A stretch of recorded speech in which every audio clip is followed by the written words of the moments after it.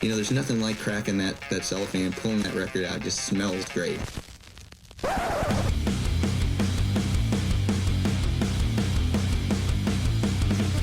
Welcome to BODS Mayhem Hour. Non-stop hardcore energy. I love the show, guys. You're awesome. Unlike any other. With your host, John the Bod, a.k.a.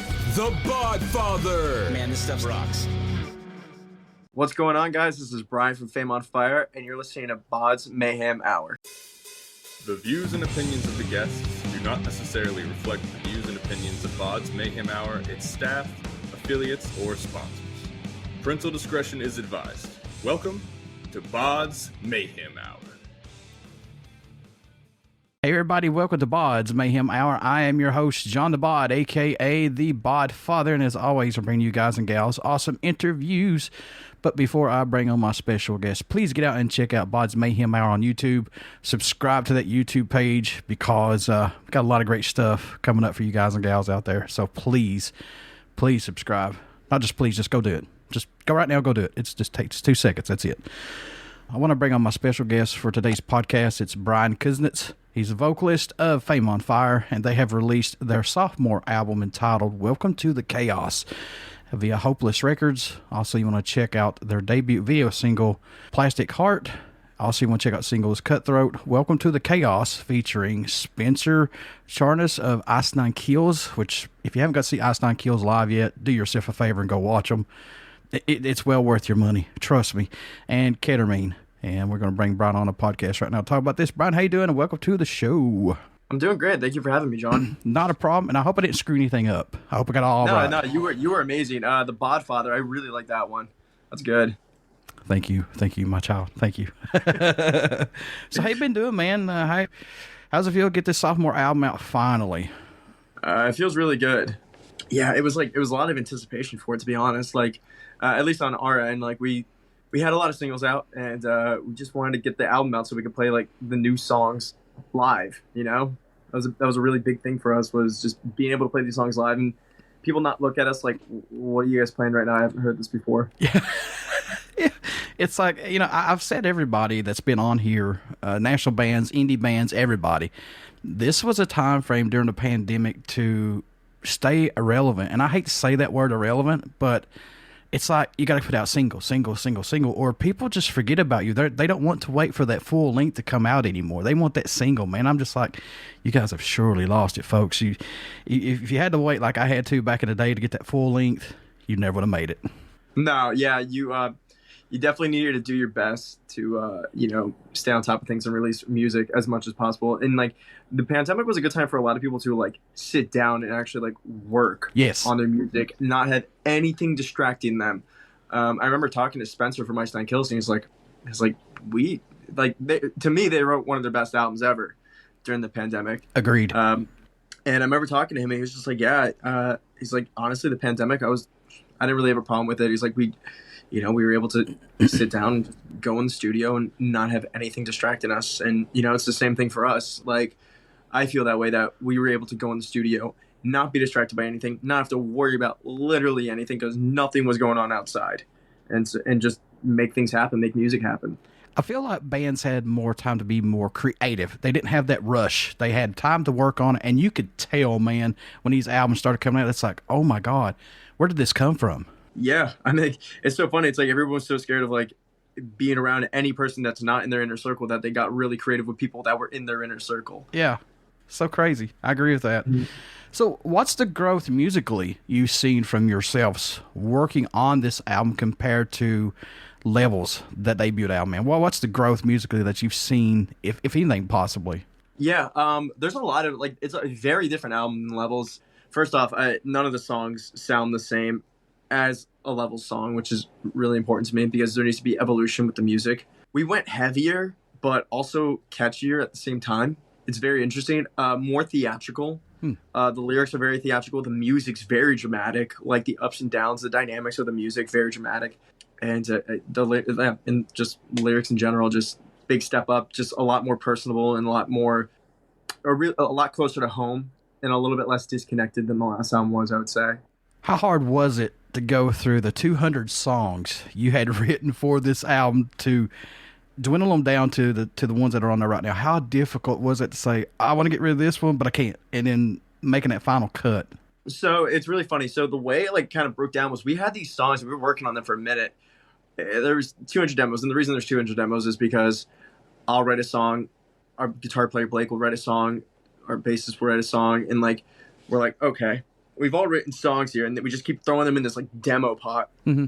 And to me, none of the songs were good enough because I feel like I don't know why, but it felt like they didn't take the best of us. Like they took the best of us individually, but not the best of us as a whole. Gotcha. So I kind of like came in the studio one day and I was like, hey, we need to like scrap everything. We need to just restart this process because I want to sit down with everybody in the studio all at once. I don't want to sit down with one person. I want to sit down with everybody in the studio. And so that's what we did. Everyone's like, okay, cool. So every single day we would get together at 2 p.m. and we would just work and make a song. That's when songs like Plastic Heart, Welcome to the Chaos, Ketarmine, Cutthroat, that's when all these like songs started to form, was when we sat down and did them all together. Did it feel like it was much more smoother this round as far as everybody putting everything in together? Was it much smoother this time, you think? It wasn't smoother. Smoother is not the word for it. Because smooth was like for the first album, what we did was I would write a song, Blake would write a song. Yeah. And then that's the song. Yeah. You don't like it, we don't give a shit. For this, like, you know, I'll get one, Blake gets one. That's kind of how it was because we were the main songwriters. And it's like for Welcome to the Chaos, it was like, nah, we need to all agree. We need to do what is best for the song.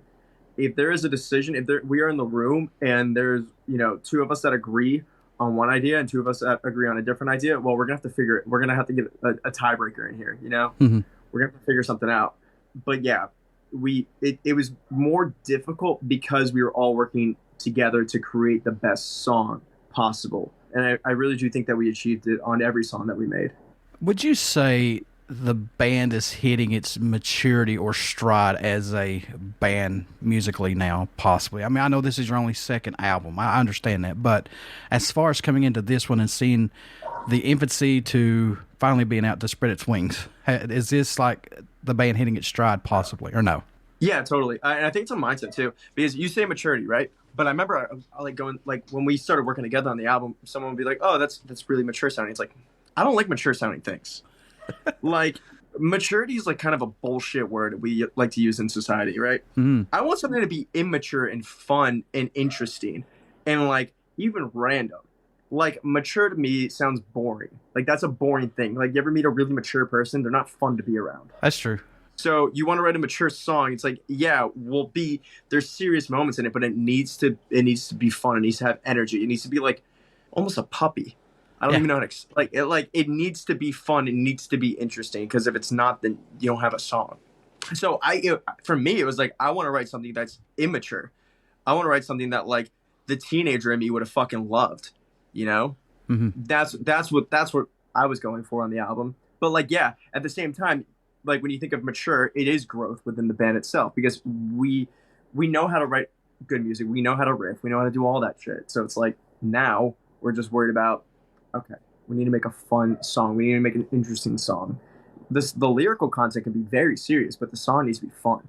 Yeah, you've got to make a roller coaster of an album. And I've said that since day one. You've got to have that, man. And don't get me wrong, I love the 1,000 Miles an Hour albums. I love that. But, you know, eventually you got to stray away and be like, we got to make a roller coaster album eventually. Exactly. You ever look at a roller coaster and goes, that ride looks mature? Yeah. Well, yeah, I got you. What led the song Plastic Heart to be the first song released off this new album? What was it about that, man, that said, that's got to be the one coming out for a swinging? I don't know. Just at first, it wasn't. What was it? At first, Welcome to the Chaos was going to be the first song. We don't really call all the shots. We call a lot of shots. We don't call all the shots. Yeah. But like, I remember there was just flip-flopping with what song was coming out first. Was it Welcome to the Chaos? Was it Plastic Heart? The deadlines are due at this time. This is due at this time. It's like, what song is coming out first? And then eventually, like, we as a band were like, and like as a whole camp, like, you know, everybody that's involved in our camp was like, maybe we wait for Welcome to the Chaos to release with the album. really give it a good push because it has, Spencer featured on it and everything. We're like, okay, cool. So it's basically just strategy. It's just marketing strategy to release Plastic Heart first. It was all over the place, to be honest. And I got to ask this too, man. I'm a huge Ice Nine Kills fan. And like I said earlier, folks, if you have not seen those guys live, go. Just go, because we will not regret it. But how was working with him on Welcome to the Chaos, man? I got to know, how was working with him on this? Did he give you any insights, anything whatsoever? How was working with him at all? Not a lot of insight, honestly, but like we wrote majority of the song like at home, and we were just like, okay, we didn't have a second verse yet, and we we're like, okay, we're gonna be going out on tour with Ice Nine Kills like pretty soon. Like we knew about it like way in advance. We're gonna be going out with Ice Nine Kills pretty soon. So if we can get Spencer on this song, because the song Welcome to the Chaos is very theatrical. Mm-hmm. Like it's very up his alley. And so we're like, if we can get Spencer on this song, that would be absolutely massive. So the goal in mind for going out on tour with them was become friends with Spencer, get Spencer on the song. That was the goal. So yeah, we when we were on the road, Spencer said what's up to me because he knew who I was through a mutual friend, and we were just talking and everything like that. And then as you progress in the tour, you see everybody every day and everything like that. So it's just like, hey, would you be down to feature on one of our songs? He goes, you gotta send it to me. Let me check it out, see what I think about it. I'll get back to you. And it's like, cool, whatever. Because to be fair, I wouldn't, if I was in his shoes, I wouldn't want to feature on a song that's not good. Yeah. But whatever. So send it to him. I guess he loved it. We did 2 legs with them, 2 tours with them. One in September and then one in November. When they got back from the November one, Spencer went in the studio, tracked out his verse, and sent it over to us. And we didn't really tell him anything about the song or whatever. He just did what he wanted. And yeah. That's what you hear.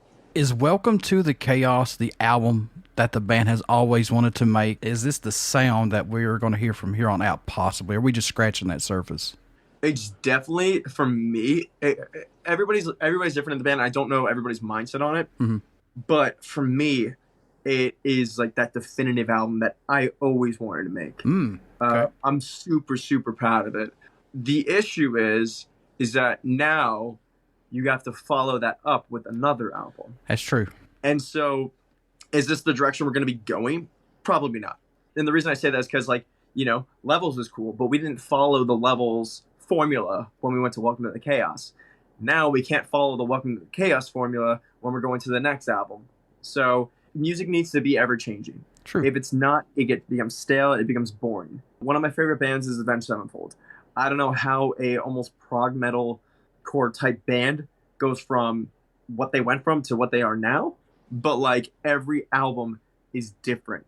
Every album progresses a little bit more. Every album is just a change from their last album. If you want an artist's songs to sound like they did in their last album, go listen to the last album then. You already got the songs. Yeah.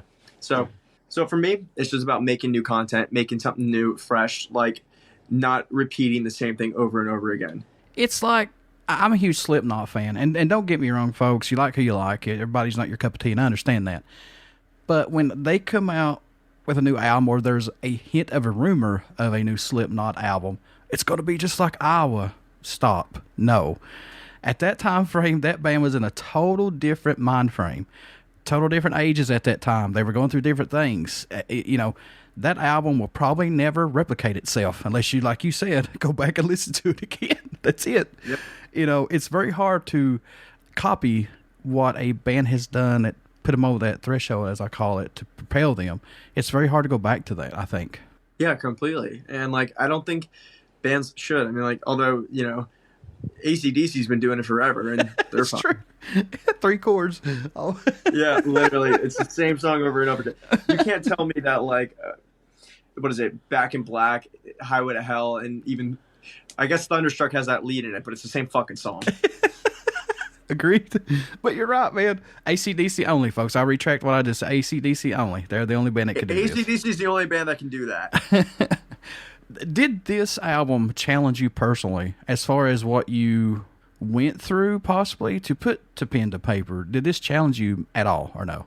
Oh, yeah, a lot. Because it was I really needed to talk about the way things made me feel, truly feel. So for me, when I was putting the pen to the paper, writing lyrics, I would lay in my bed, and I'm a night owl type person, and I feel like I get my most creative thoughts when I'm laying in bed in the dark.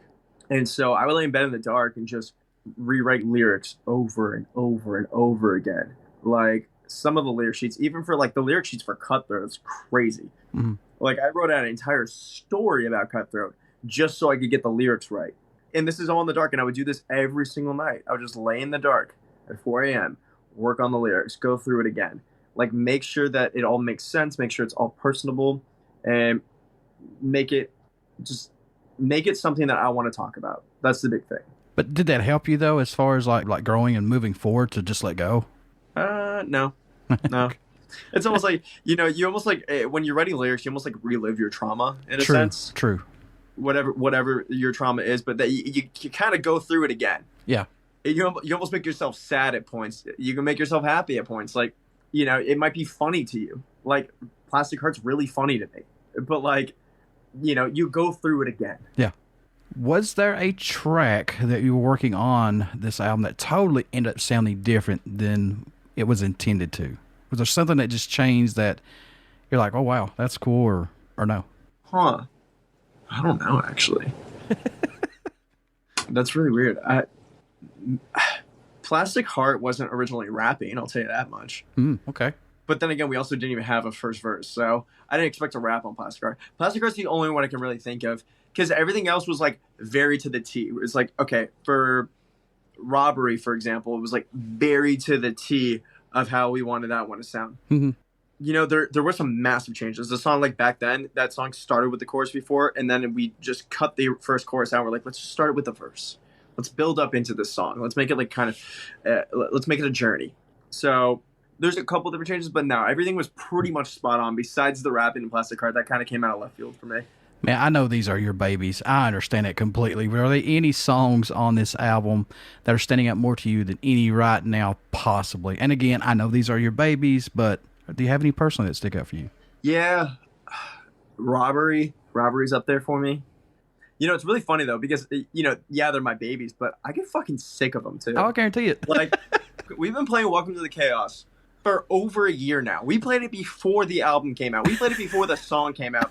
We played it before Plastic Heart came out. We said we don't give a fuck. We're playing Welcome to the Chaos, and like, there's so many shows. We probably played 80 shows before that song came out. We played 80 shows with that song. Yeah, and everyone goes, "What's that first song?" I go, "It's unreleased. Sorry." Like, so I don't know. I definitely get sick of some of the songs, but I like to go back and like listen. Like Robbery though, for me, will always be one of the coolest songs. There's like a stand-up bass solo in it. Like it's so sick. It's so cool. It's so different. It's so just on the nose, and I like it. Who did the artwork for this album? Did you guys do this in-house? Because it looks awesome. No, we did not. Okay, so I had this idea for the album where I was like, I want it to be like a circus gate with, when you walk in, you're walking into a devil's mouth.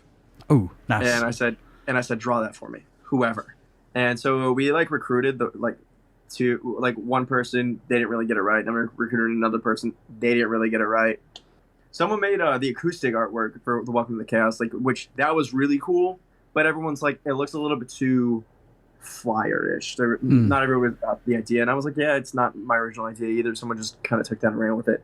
So what's his name? I think it's Chris Kutzer is his name, and he does a lot of our merch designs too.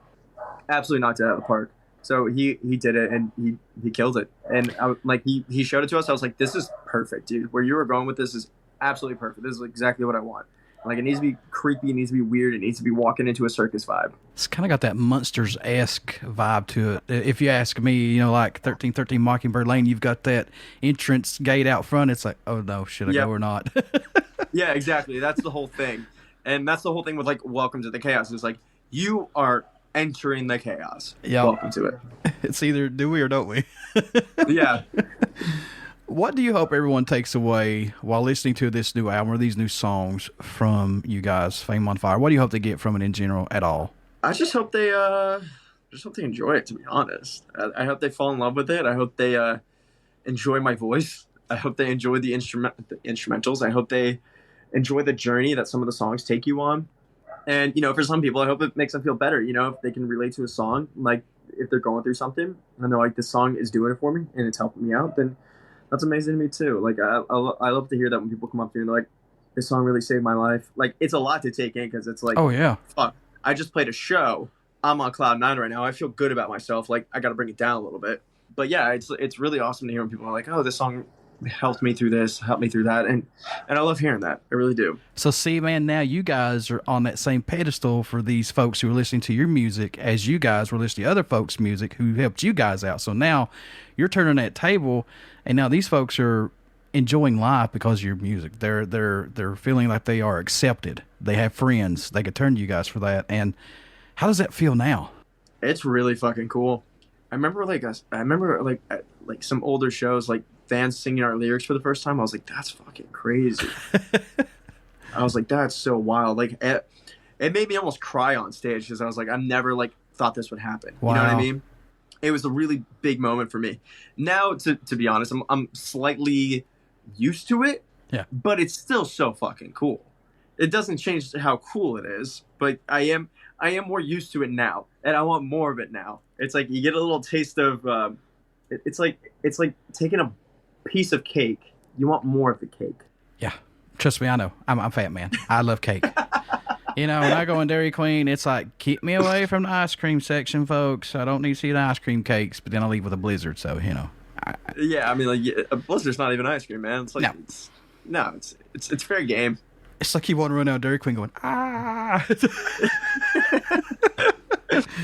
Bryan, I want to thank you for doing this interview with me today. How can folks stay in touch with you guys, Fame on Fire? Check this new album out, Welcome to the Chaos. Purchase it, folks. Go purchase it. Check out all these singles, tour dates, when it happens again, merchandise, all that good stuff. How can they do that? They can go to the fameonfireband.com. They can go there. They can go to our YouTube to check out more videos, see whatever we're releasing. TikTok, we're there. Instagram, I don't even know if I said Instagram. Just basically everywhere. You can just Google Fame on Fire and find us on the platform of your choice. And you can follow us individually on Instagram too. You can find that all through Instagram on the Fame on Fire page. And I did follow you guys on YouTube because I'm a big supporter of YouTube, and I've got 931 subscribers. Folks, get me over to that 1,000 mark because I deserve it.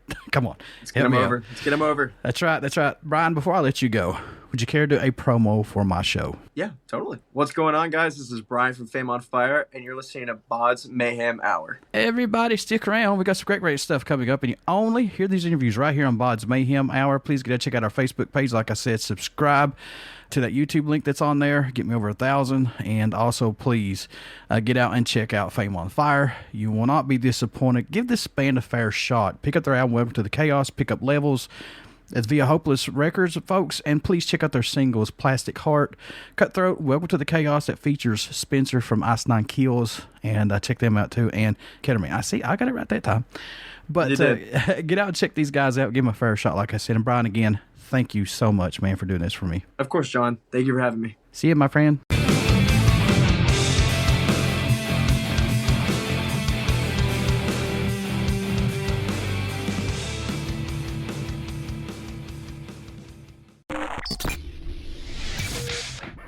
You're listening to BODS Mayhem Hour.